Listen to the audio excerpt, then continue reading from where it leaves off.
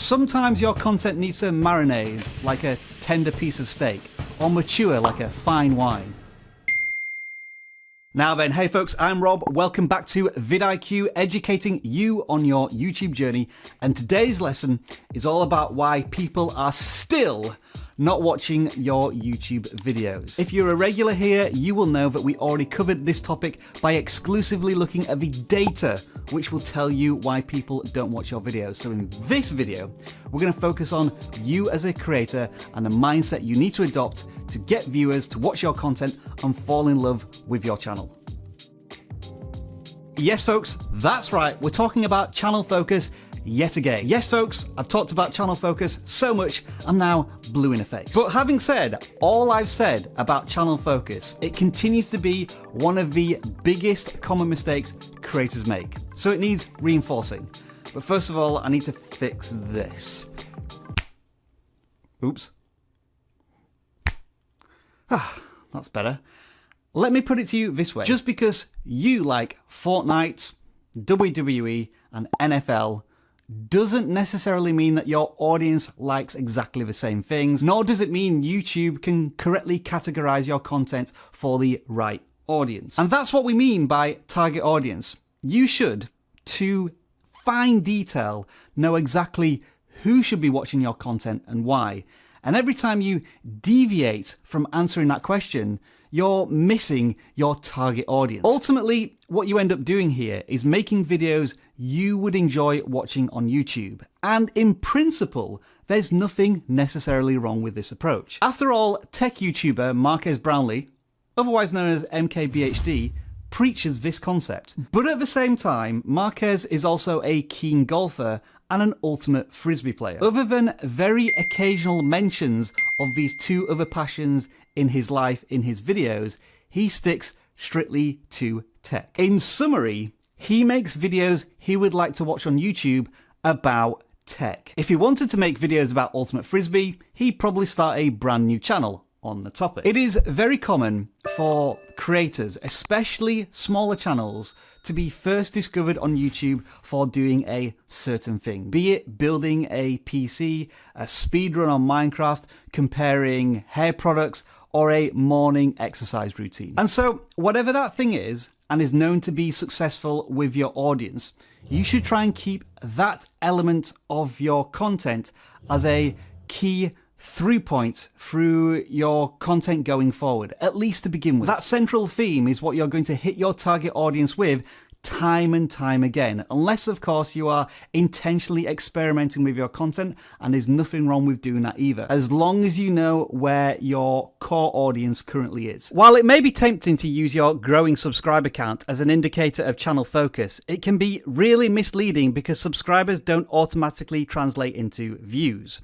What's much more reliable is the return viewers analytic in the YouTube Studio. Not only does this show you how many new viewers are discovering your content, but also who returns to watch more of your videos. This is a truer reflection of whether or not your content is sticky with your target audience, as they start to build a level of trust and reliability in your channel. I will admit, observing the progress of this graph can be somewhat excruciating, especially compared to the subscriber count, because it moves so slowly. But this truly is the best reflection of who is actually watching your video. Ideally, you want these two lines to intersect with each other, almost like a DNA strand. New viewers come into your content and turn into regular viewers. But if you want to learn a lot more about this, we've covered it in detail in quite a few videos that you can probably see somewhere on screen now.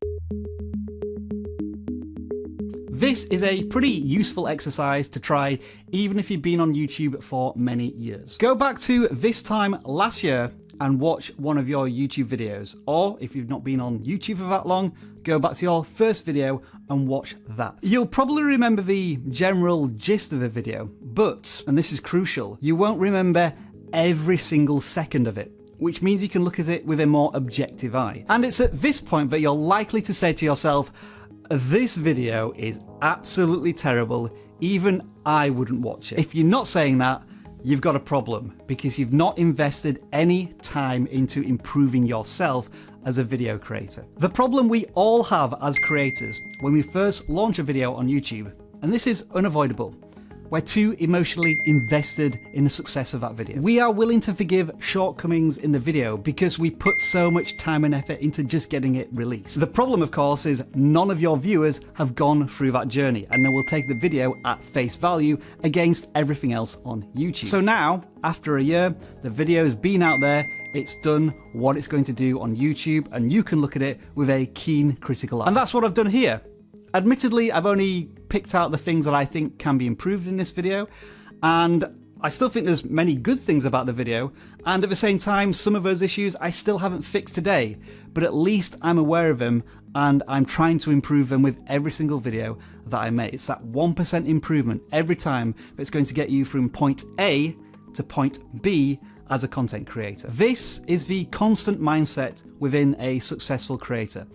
Always striving to improve. I know we've been looking at this through the lens of your videos are rubbish, but look at it from a positive mindset. You should be able to look back on previous videos and be able to say, yeah, I remember when I used to be really bad at that, and look at where I am today. And here's another thing. Being bad at making YouTube videos isn't a bad thing. It's almost a prerequisite of starting a channel. And believe it or not, unless your audience has a particular vendetta against you,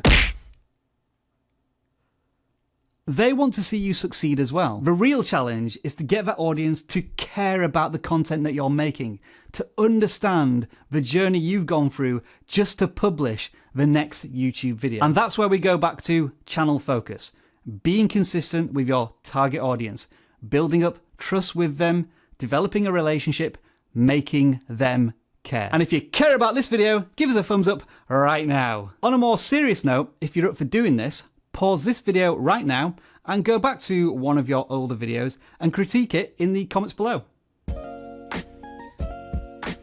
Alright, I want to keep the theme positive here as you try and turn these YouTube concepts into actual reality. 100 subscribers is actually a lot of people. It is a very cramped, very non-socially distanced classroom. 10,000 views is a lot of people.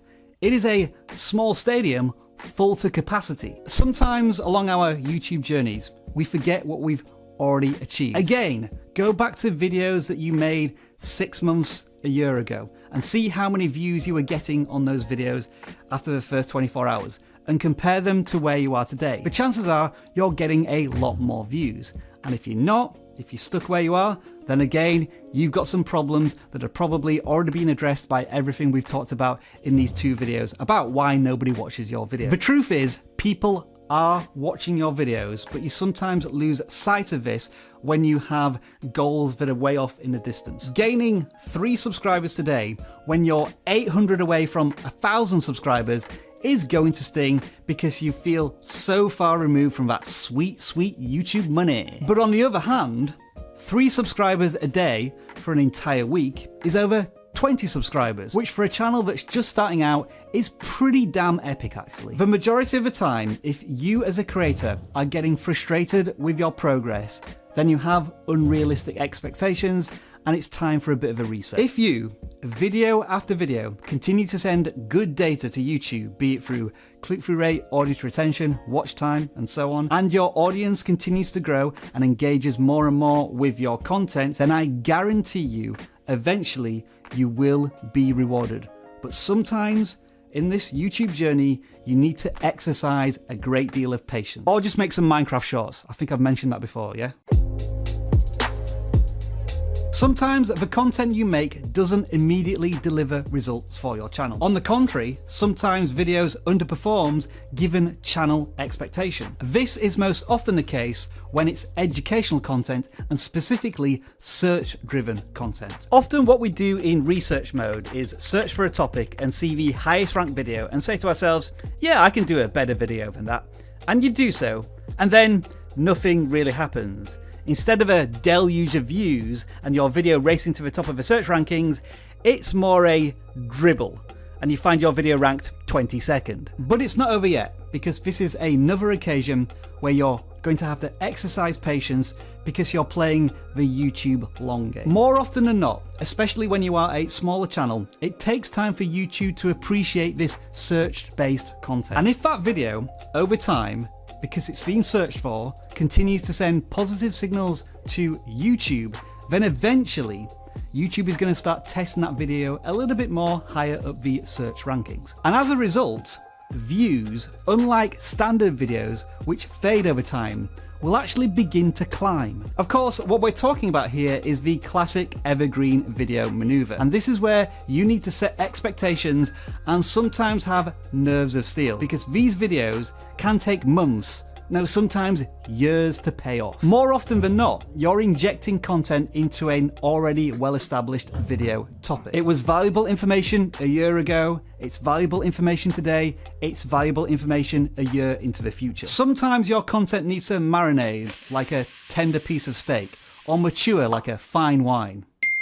Now sometimes, inexplicably, this doesn't happen. There are many occasions when I've updated tutorials because the way it used to work in the YouTube studio no longer works, and yet YouTube still promotes that video that is useless, whereas my updated one never gets any traction. It's really frustrating when it happens. But when it does happen, those evergreen pieces of content can be more satisfying than viral videos for years. Alright, let's say objectively, you've made a high quality video for what you intended to do. Here's a question.